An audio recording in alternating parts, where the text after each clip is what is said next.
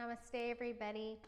So this is going to be primarily weights, and again, you can use a block or something really, really light for your weight, or you can go up anywhere from 1 to, wherever you need to go based on your strength and how you feel on a particular day. So let's go ahead and get right into it. I do recommend that you warm up a little bit beforehand, do some stretching, a little bit of yoga. I'm going to go ahead and put a blanket down for my knees, and I'm going to start with some 10s. Now, I usually, when I'm videoing, I do a lighter weight than I would normally do in my own practice because I'm speaking, and so I don't want to be breathing heavily into the microphone. So we're just going to come to all fours here, and then take your hands about shoulder width apart, spread the fingers gently wide, draw your organs towards your spine, and we're just going to pick up one weight here. And from here, you're going to lower that weight towards the floor and lift it back up. Lower it down and lift it back up. And so my blanket's kind of a little bit in the way of that. I'm going to move that back and come back and start doing that movement again. Lifting and lowering. Now, if that feels okay and you want to bring a little bit more work into it, we're going to move this into a plank position. It'll be easier with the feet wider apart and tougher with the feet closer together because the balance changes, right, from one focal point to two. So from here, you might begin to do that work. Now, what wants to happen a lot of times is the torso wants to splay out to the side. Try to keep the torso a little more parallel to the floor as you continue the work. Extending and then drawing the elbow up and back. Drawing the scapula gently onto the back without stressing the neck. And then from here, place the weight down. Take a child's pose. Maybe roll the wrists around a little bit. Make sure that you've got some blood flow going there. Shake it out a little bit. And then we'll test the opposite side. So back to all fours, support through the trunk, and then just a lift and a lower, a lift and a lower. Maybe staying on all fours, or maybe moving that to your plank position. Yes, and it's a balance because you're on 3 limbs. Drawing the torso, rib cage more parallel to the floor rather than splaying to the side. And you might be using a block or even a 1-pound weight or any way up. And let's do one more of those. Place your weight down, lower the knees, and give it a stretch and a rest for the wrist. Shake that out. And then to complement the work that we just did, so anytime you're holding a weight, contracting that underside of the forearm there, you might want to take the fingertips towards the knees, so turning in towards the knees, and then tuck your toes and any amount of sending the hips back towards the heels. So we're opening that underside of the forearms, which also, just being on the computer, being on the phone, all of that can really contract and make tight. A few breaths, and then go ahead and shake that out. I'm going to move because I'm realizing I'm already breathing heavily, and that is not what we want. I'm going to move to my 5-pound weights. Again, if you're not talking, you might work with a larger weight than I am. And then from here, just let the shoulder blades release. We'll come to kneeling, tuck the toes behind you if that feels okay. And then from here, we're going to do a little bit of a lean forward. So there's a hip hinge, drawing the hips back, not collapsing, not rounding, but a nice lengthened spine. And then from here, you're not going to send the weights down towards the floor, straight down, but actually out at an angle, okay? And what that's going to do is it's going to engage more of that core musculature, and even through the glutes and the back body. So slight hip hinge towards the heels. Hips are not on the heels, not all the way up, but somewhere in between. And you are moving those weights diagonally forward and then drawing back. Elbows stay pulled gently into the sides here. Breathing, engaging gently through the abdomen. And then you're going to take this into asymmetrical work. So reach the arms forward and then alternate which arm does the work. So I can really feel this a lot in my glutes. I love this for glute work, glute and hamstring work, as well as obviously getting into the upper body. Relax the jaw. And then we'll end on symmetrical lift and hold. And then maybe tip a little bit more forward and you'll feel those glutes really fire here. Breathing.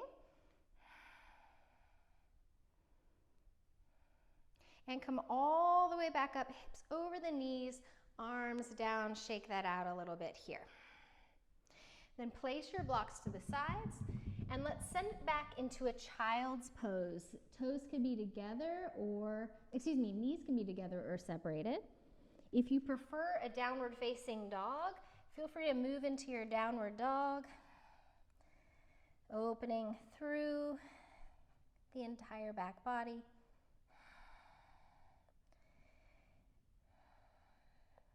And then we're going to transition slowly back to the knees and coming to standing. So you don't need your blanket for now, if you are using that.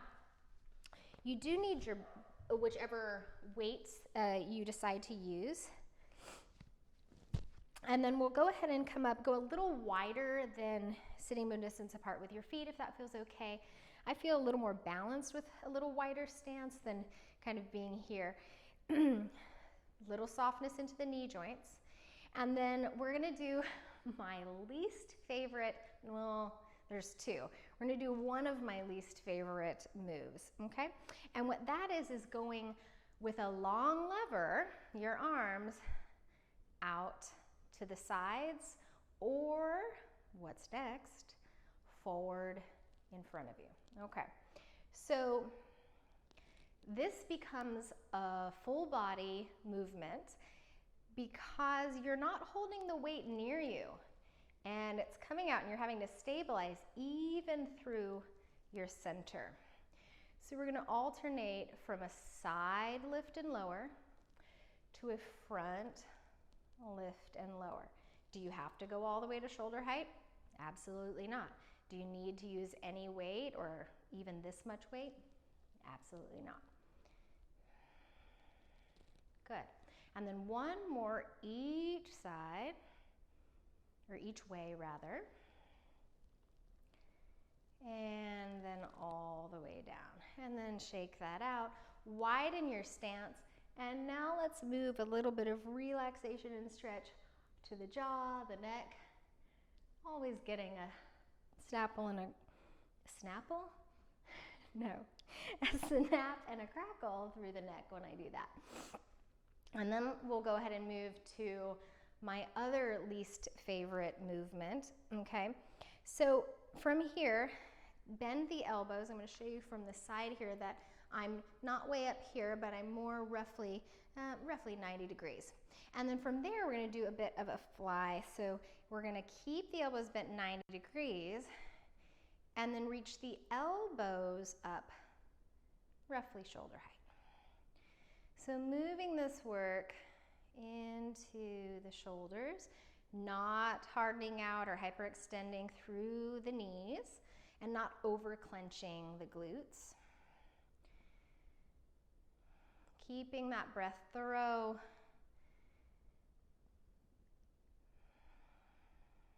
Good. And then we'll do two more like that and then we'll go into a hold. So we're taking it up, good, and then we're gonna hold here. You don't have to hold. You can just watch me hold and tremble. All right. And then lower the elbows by the sides and then lower the forearms down. And shake that out. Place the weights down. Move the fingers a little bit and we'll move into some mobility. So separate your stance here and just go up, around, and back. So I'm allowing my torso to rotate with me a little bit here. If I want to house this opening all in the shoulder, I'm going to keep my torso as is and just let the movement come from the shoulder, and that will decrease how large the circle is. Good, and then maybe go the other direction. Then we're going to take that arm up and then reach. So this is like a pyramid pose in yoga. We're going to roll the front of the hips to face that front foot and take that arm and reach it down any amount. So you might go part of the way down, other hand might come to the waist, might go a little bit further, you might touch the ground, or you might add a block underneath your hand here. So just adding a stretch now, back, legs, spine. Good. And then I'm going to leave that block down there, but I'm going to move it over to the other side, and we'll come all the way back up, reach back and down again for external rotation. Shake that out. And then we'll just come back to the midline for a moment for a pause, soften the knees, and find the breath. Your heart might be beating a little bit more here, makes total sense. And then we'll pick up the weights again, soften and relax the jaw. And before we go to the other side, let's lift and lower the heels here and come into calf raises. So lifting and lowering. And go nice and slow, and you can be in shoes or in bare feet, whatever works for you. And up and down. So you can do this again with no weight or with weight. You can even put the weight somewhere else.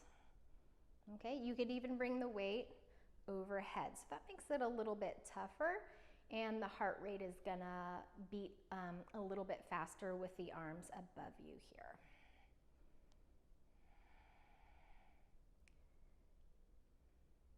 And then for a hold,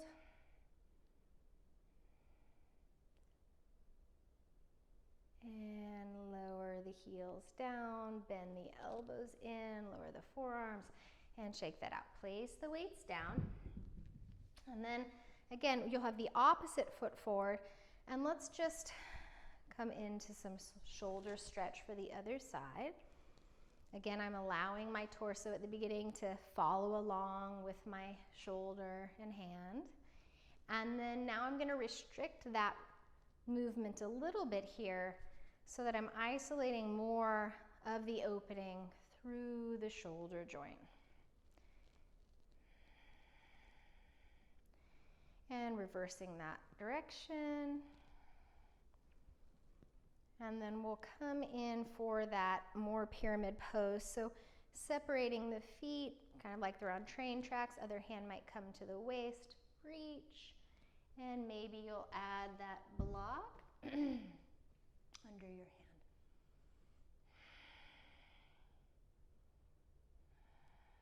You can even switch hands. I mean, there's a lot of ways to play with this. However, you need to feel that stretch through the legs, through the torso, coming all the way back up, reach back, and then we'll come back to midline. Don't need that block right now, and you'll go ahead and take your feet roughly hips distance apart. Okay, so just bicep curls here, up and down. This is when I don't mind a bicep curl, and I like to do it pretty often. Not when I'm too terribly sore, but bringing it in, we use these biceps so often. So keeping them healthy, and especially as we age, we want to keep that muscle mass. So from here, if you notice that this is particularly easy and you want more challenge, Then of course, add a little bit more weight. The other thing is not going fast. I'm not looking for that right now, but time under tension. So right now, you can see the muscles, they're under tension, right? We are holding a weight and lifting and lowering it under tension. So I could say, do 10 reps, and someone might do 10 reps very fast, kind of like this, and their time under tension would be much shorter than if someone did slower reps. So you're spending more time under tension, which can bring about different changes to the muscles if you're under that tension a little longer. Okay, and then from here, we'll do a little bit of a hold. We're gonna hold the weights. These are weights, Lizzie. Yes, these are weights in front of us, and go into that heel lift. So back into the calf muscles, back of the legs, glutes here. Breathing for the hold. You're gently drawing into the midline with the adductors, the inner thighs, and not drawing the pelvis forward and the spine back, but really nice, tall, shoulders over hips position. And then from here, we're gonna add a little bit of kind of dynamic movement. As the hands come up to the shoulders and the arms lift, at the same time, lower the heels down. Okay, so we're gonna do that in reverse now. Rotate the underside of the forearms towards the shoulders, come back into your 90 degrees with the weights as you lift the heels. This is really good for the brain. So love to do a lot of brain training here and movement that the body and brain are not used to syncing up together. So again, as the hands come up towards the shoulders and then press, heels come down. I did that one way too fast. And then slowly the reverse as the heels lift. And then one more time, taking it up. Give that shoulder press and heels meet the earth. Good. And then go wide with the arms. And we're just going to do tiny little baby presses. So you probably will feel this in the shoulders as well as the side body here and the lats. Little baby presses. Again, if this is too much, put the weight down, find your breath. Unlock the knees. And 3, 2, and 1, draw it in. So how you release the weights from a movement matters. So you can really damage the joints if you're just kind of like, I'm doing something and then I'm done. So careful how you come out of the movement, all right? And then we'll go back towards the floor. So weights come down onto the floor and you don't need a block at this time.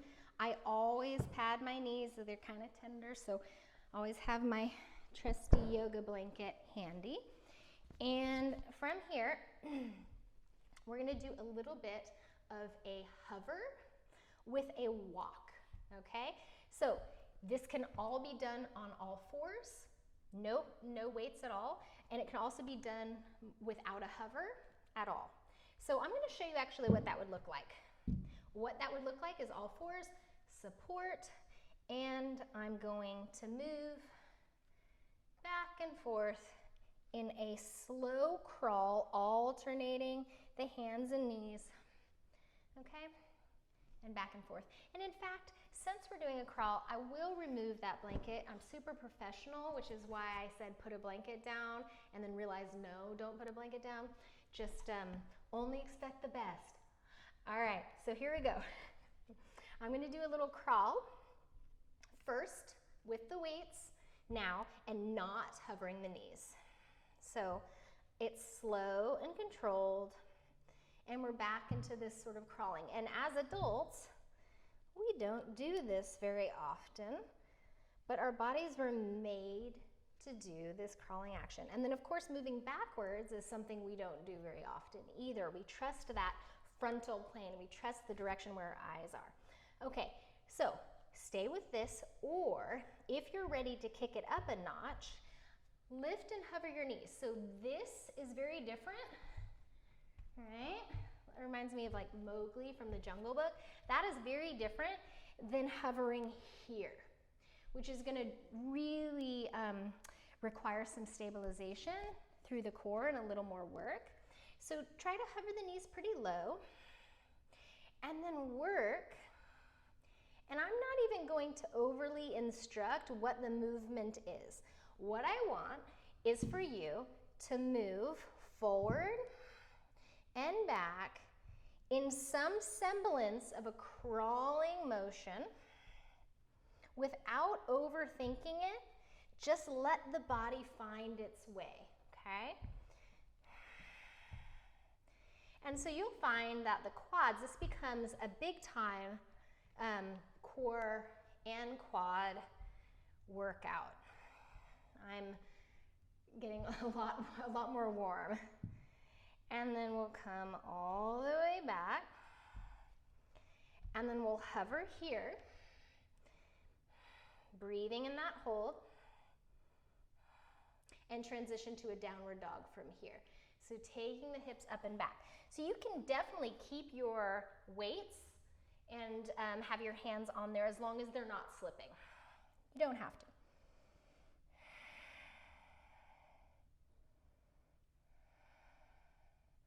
And then optional vinyasa, using the weights or leave them out, which would mean you're just coming forward, pausing in your chaturanga, transitioning to your upward dog. If you do another transition, if you go to cobra, then don't use the weights and breathe there. We'll do that optional 2 more times or use this time for rest instead. Plank pose, elbows draw back, gentle back bend, open the chest, and your downward dog. Soften the work of the neck. And last time, plank, chaturanga,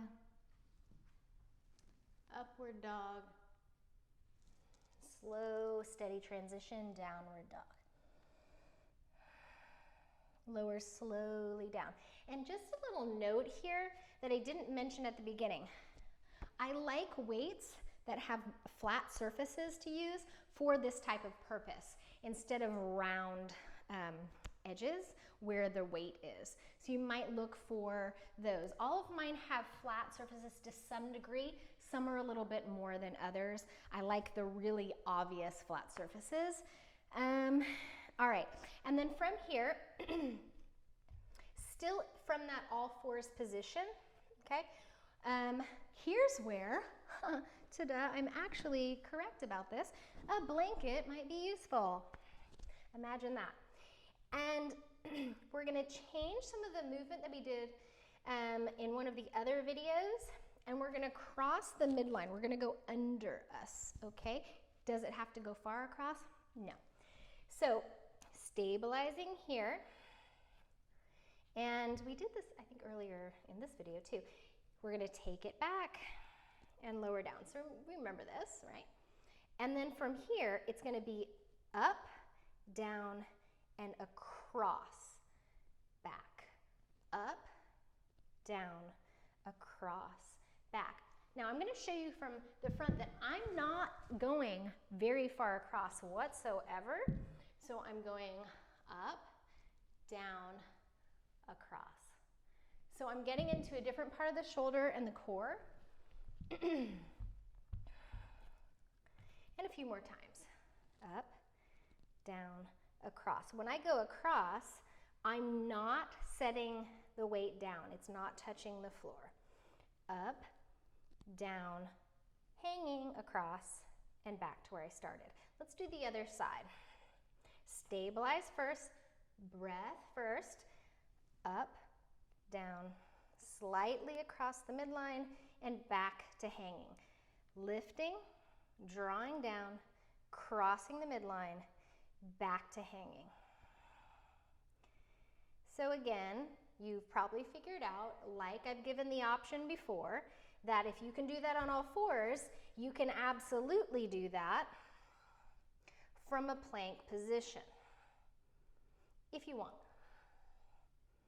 I'm pretty tuckered out today, so this is not exactly my cup of tea.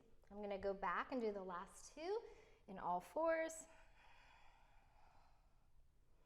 And last one, down, cross, and hover. And then from here, child's pose or downward dog. I'm gonna choose a child's pose because of all the stuff that we've been doing with the wrists. I'm gonna give my wrists a break. You can even use your fingertips on the weights. Widen your knees, drop the heels of your hands down for a stretch across the underside of the forearms and for the wrists. Breathing here.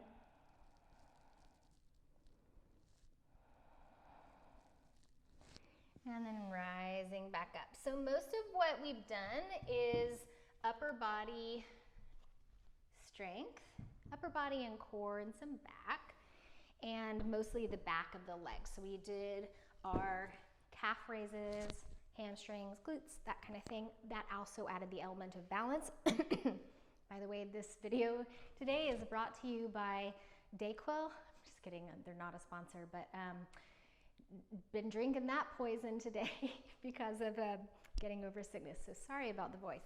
All right, now to bring it into the legs a little bit more, I'm gonna use my heavy weight 15. And what I'm gonna do here is I'm actually just going to hold either edge, and we're gonna go for a wide kind of a sumo squat. And the arms are just going to lengthen. So I'm not in a contraction here. I'm just gonna let that lengthen down and allow my hips within a really safe range of movement, lift and lower. So I'm not rolling my knees in here, and I'm not overly reaching my tail, but I'm finding where it feels like I have freedom while I'm still maintaining a deep connection to the roots of my big toe ball joint, my pinky toe ball joint, and my heels. So by rooting the feet that way and keeping attention to that foundation, that's gonna help me to decrease any issues with the knees. Okay, finding the breath, up and down.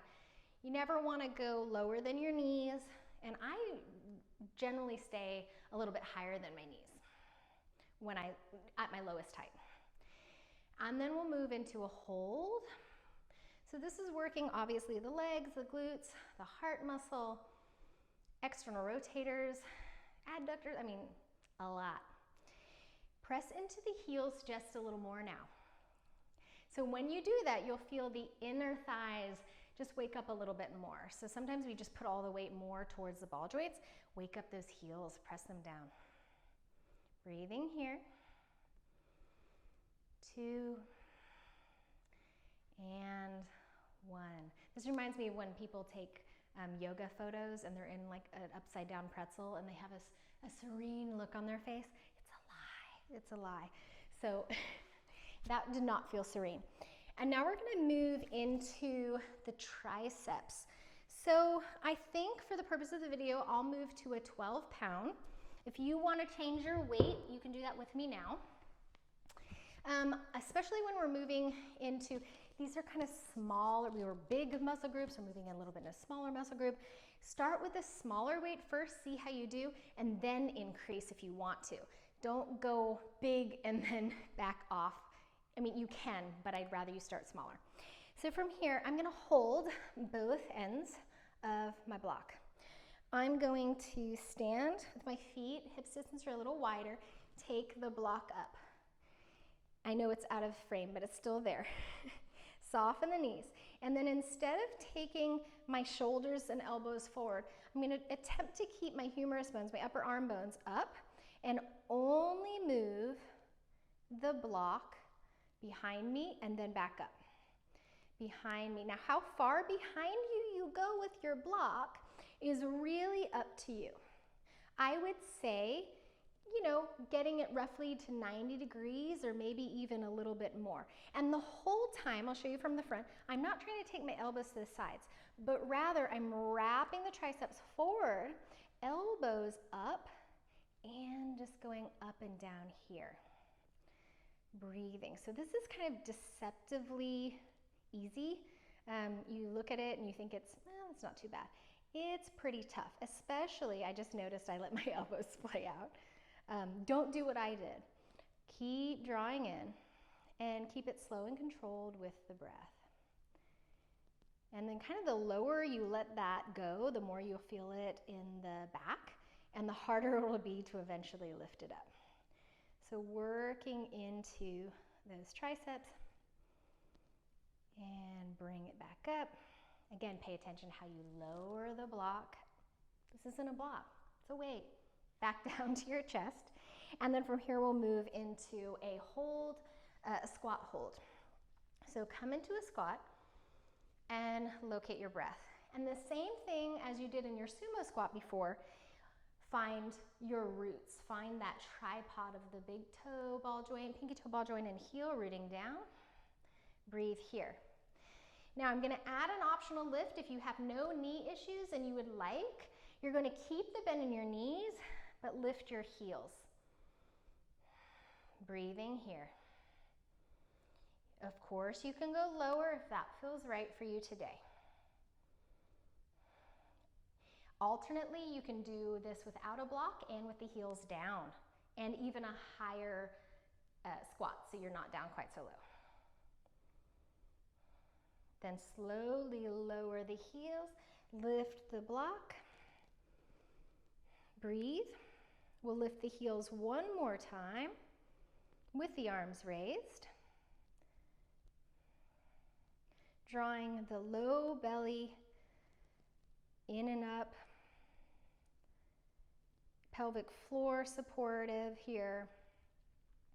And then lower the heels and lower the block. Yep, the block. Never gonna get it right. Don't expect flawlessness here. Flawlessness doesn't live here. No, not in 20 years of teaching. All right, grab a couple of blocks, please. Blocks of the same height. And let the blocks hang down. And then we're just gonna do a little something for the entire body and also the brain here. So bring your blocks forward, I'll show you from the side, and we're just going to scissor them up and down. So we're like robot people here. Just drawing it up and down. And then any amount, you might increase that range of movement. Letting the block, one come above and one come lower beside. Just here. So we're not doing symmetrical movement right now, but rather asymmetrical. It's good for us to do both.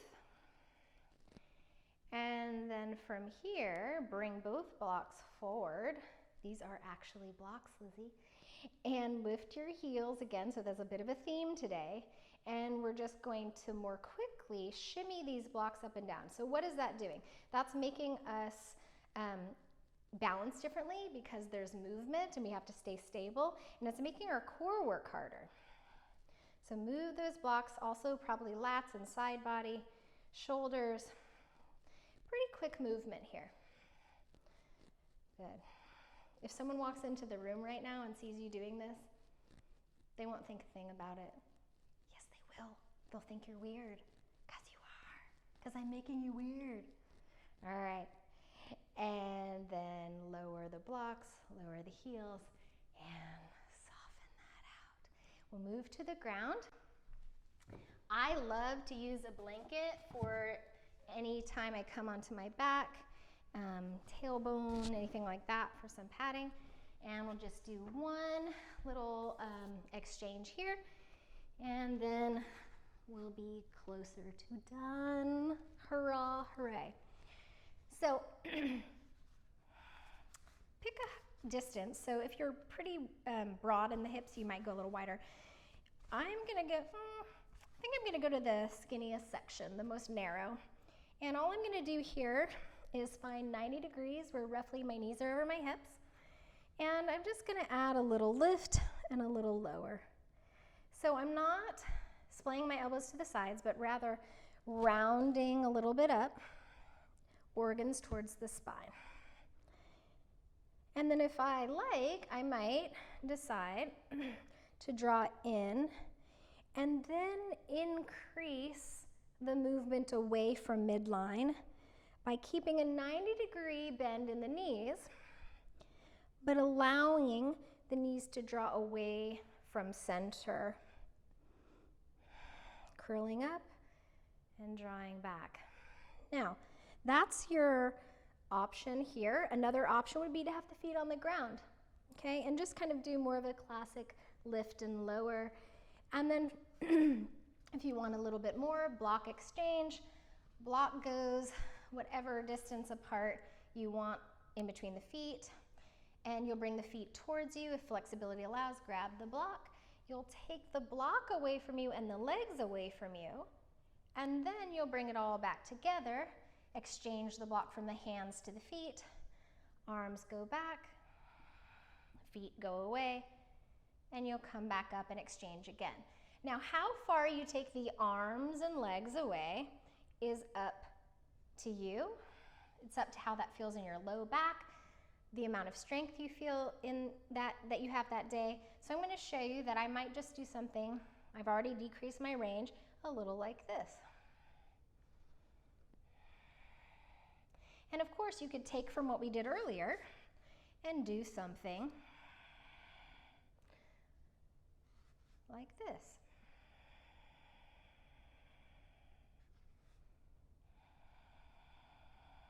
It all works, okay? Hug that block in, draw the knees in, breathe here, soften the belly.